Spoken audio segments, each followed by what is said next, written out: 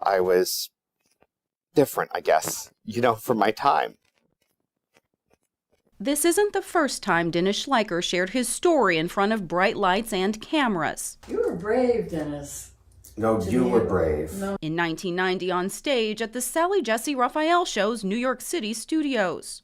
Everyone else was wearing wigs and disguises. So I was naive. 1991, front page of the Hartford Courant for taking a male to prom. It was different. You were the first person probably at the high school that came out. At 16, Dennis legally divorced his parents, who refused to accept his sexual identity based on their religion. School social worker Marilyn Dupree, one of his only allies. The staff in general thought that I was gay because I defended you. Dennis's troubles started before his press coverage. In October 1998, he was attacked in an East Hartford High School bathroom by 15 students. They were calling me the F word. They were calling me every gay slang, and I didn't know it was me. And all of a sudden, a foot came and went, and I went right into the wall. They shut the bathroom door.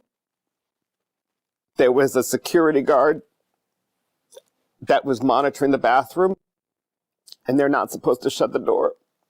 And he didn't stop them. Dennis recalls being thrown at the door and blacking out. All the kids started to chant, "Kill him, kill him, kill."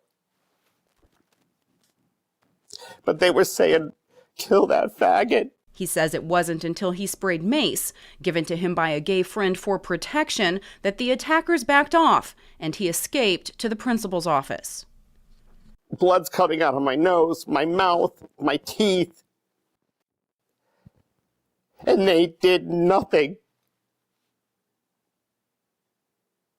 Nothing. The others sent to the school nurse for treatment of their injuries from the incident, and police were called. They charged me for 5 counts assault, 2 counts risk of injury to a minor. The wounds from that day would shape the rest of his life. The attack inspiring teenage Dennis to come out publicly. There was no hate crime bill to protect me. So nothing happened to the people who attacked me. Nothing. Nothing. But they came after me. In 1991, Dennis testified in front of state lawmakers in support of a hate crime bill. He fears he would have died at East Hartford High if not for the mace in his pocket. I would have been killed or paralyzed or, without a doubt.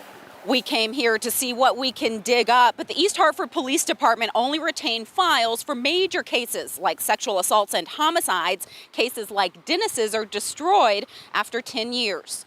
Dennis was expelled, homeschooled, and given enough credits to graduate early in January of his senior year. They robbed me of my education.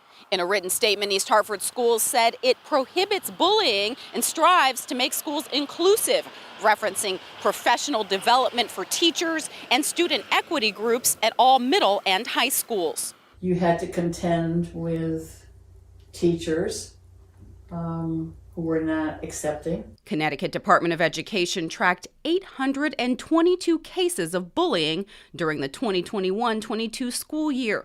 Those numbers, the reason Dennis, a former Procter & Gamble VP, published author, and West Hartford-based self-proclaimed influencer, is sharing his story again at 50 years old. I am now free from my past. His message to bullying victims today. Use that to turn into power.